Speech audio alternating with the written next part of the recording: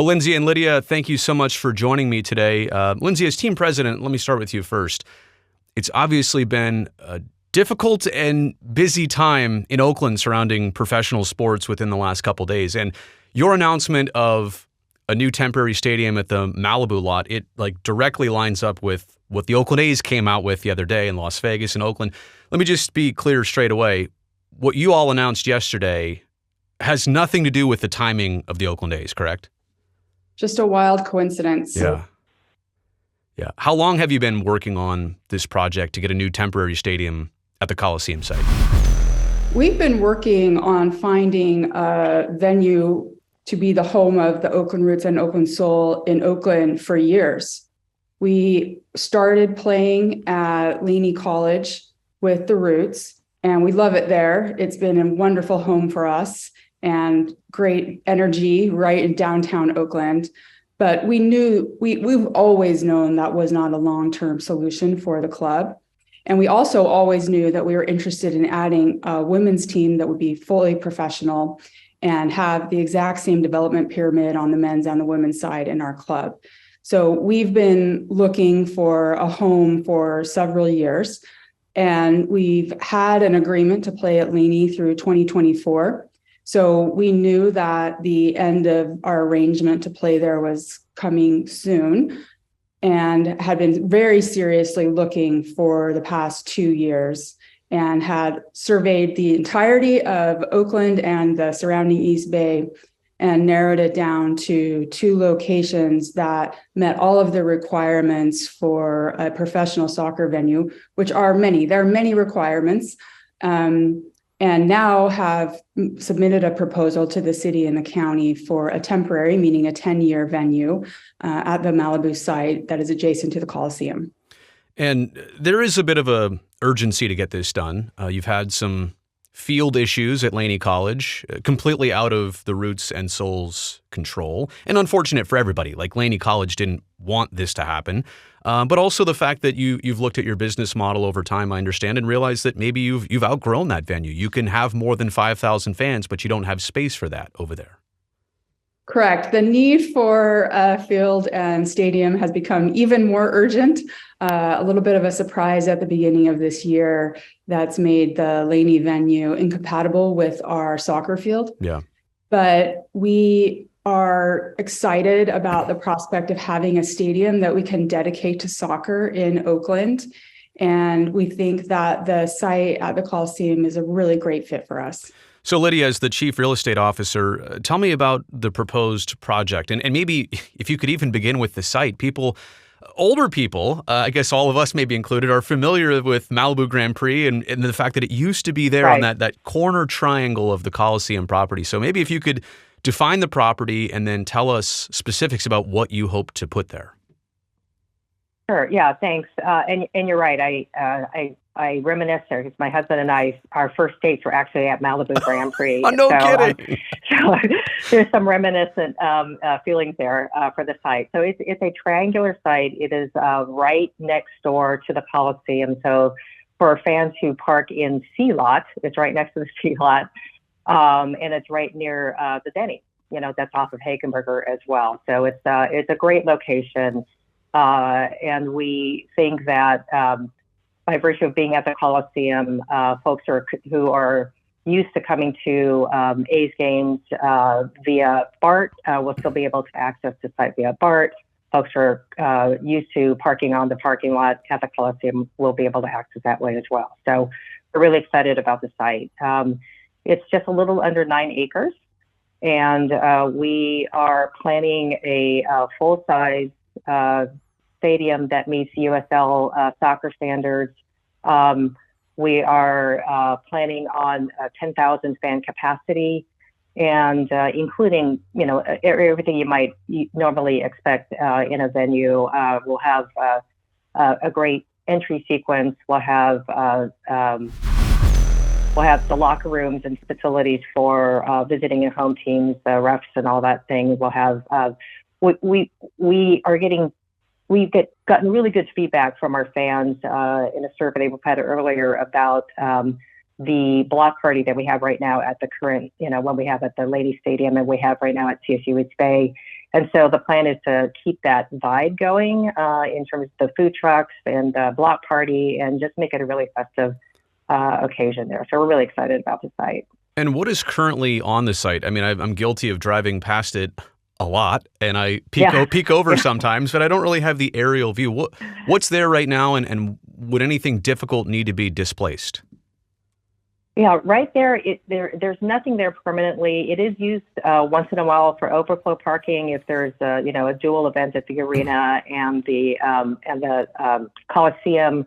Once in a while, it gets leased out to UPS and some other folks on a temporary basis, but it's basically a gravel parking lot. In terms of the one, probably there's two features that we'll have to deal with. One is there is a very large PG&E line that goes across the hypotenuse of the triangle. That will remain, and we'll just have to work around it.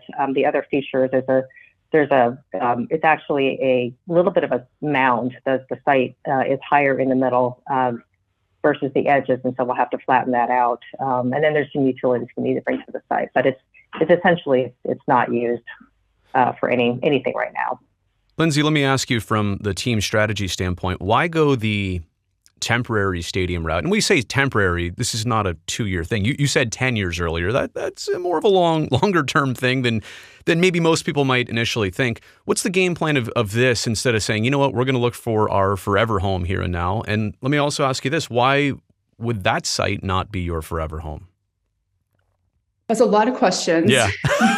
Sorry. So I'll start with the first one first. I get paid by the question, I guess. Go ahead. As we all know, real estate development in Oakland is very challenging. Mm-hmm. And we have a very urgent need for a stadium. And the fastest route for us to get to a stadium that will provide a home for all of our fans, much greater capacity than 5,000, will provide a home for us to have a fully professional women's team and men's team, and will allow us to generate the revenue to pay for our operations, is this temporary venue concept. And it will give us a home that will give us the runway to facilitate us looking for a permanent home in Oakland. Right now, we're in a little bit of a catch-22 where we need a venue right now. And so the best way to do that is to put together a temporary home. And by temporary, we do mean 10 years. It's longer than, like you said, just a couple of seasons. But that will allow us that longer term runway.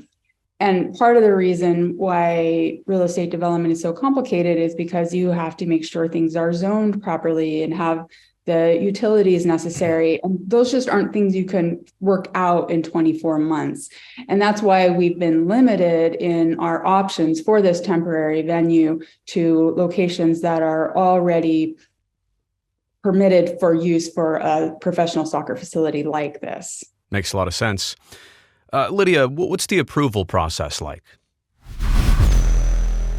Well, for this particular site, and Lindsay alluded to this, the site, as you probably know, was approved back in the mid-2010s.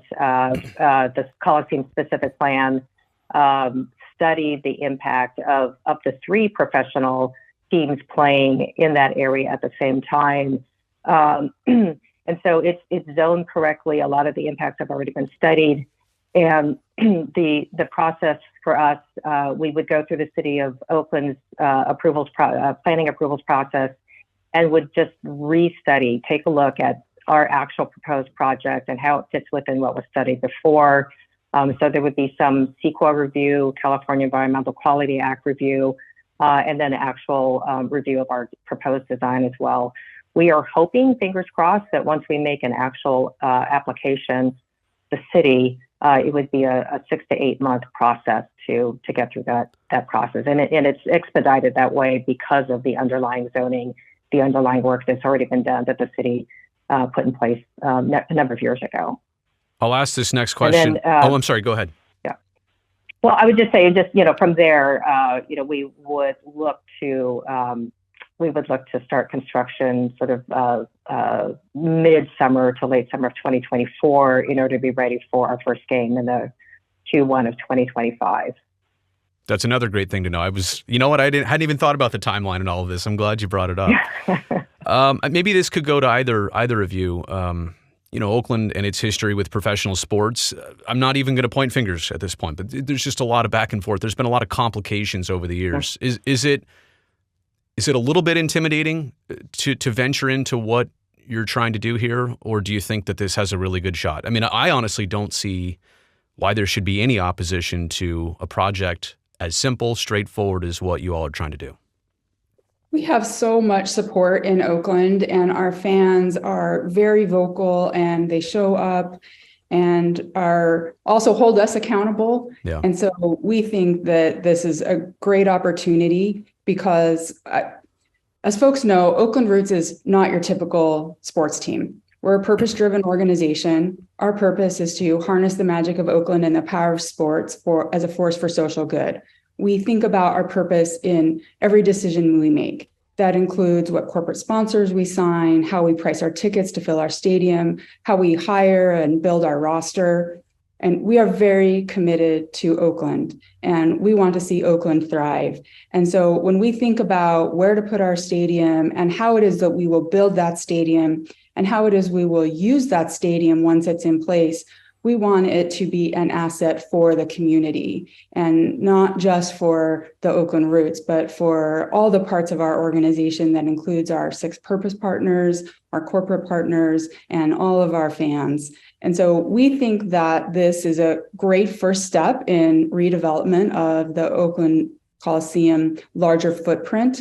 And we're just excited to be a part of that process and working with all of the parties who have an interest in this location and making it a thriving economic force for development that benefits the community that it's within. And there's no complications. This would be a home for the Roots and the Soul simultaneously. Definitely. Okay. All right. I guess that brings us to the inevitable money question. Do we know a cost? Where would the payment come from? How much of that has been orchestrated? Where do we begin there? It's expensive. And that is the job of our owners and investors to go out and raise that money. And they've committed to doing that. There's not currently a price tag on it because there's a lot of questions that remain to be answered. But we believe this is a very viable project. And in terms of where the funding would come from, I suppose maybe that's still in determination, or maybe you don't even have to or want to tell me. That's fine. But is this something that is in the process? Is that safe to say? Yes, in process, I think is safe to say. Okay. I think that might be it. I mean, I'm looking at this and I don't see anything. Again, why? What opposition would there even be to this? I know that's not what we're here to discuss, but I don't see how this is not an automatic slam dunk. Lydia, maybe more on a little bit on the design of this. And I know during one of the presentations, you really emphasized how sustainable this project would be, in a sense that you're not just going to build something for 10 years and optimally move somewhere else, and then this just sits there. What's the design in terms of building this the right way, maybe taking it down the right way eventually? Right. It's a good question, and just on the opposition side, I think the one concern that has come up, which also then plays to the way we're thinking about building the stadium, is there is a long-term vision, right, for redeveloping all of the Coliseum area, right, including this particular site. Right. And so it's a concern, if we're there for up to 10 years, how does that impact the larger vision, and making sure that that vision gets realized as quickly as possible. And so that plays right into how we are proposing to build this facility. And we are talking about using modular components, which are which will be a combination of already recycled components from other stadiums, but also potentially new components as well that would be brought onto site, assembled, which allows us then to take them down and actually take them to our permanent home. Oh, wow. And or be recycled into another stadium and another location. And so so that it's really important to us. We do have a sustainability compact in terms of trying to be as close to net zero and carbon neutral as we can. And so making sure that we're being very thoughtful about that is important here. We also think it's a really great opportunity to say, we're proud of being in Oakland. We are proud of being at the Coliseum, and sports can work here. And I think this could be a first, zero phase to the future of the Coliseum.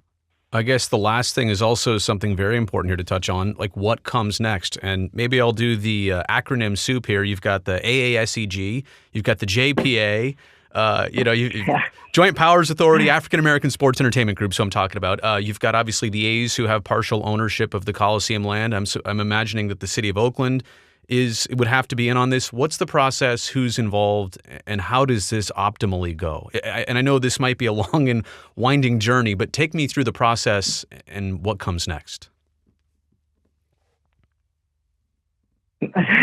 Okay, so I'll start. Maybe Okay. Lindsay can Sure. clean up a little bit. Sure. The good news is we've been in touch with all of the alphabet soup you just put out there, and I would say there's a lot of support and a lot of alignment.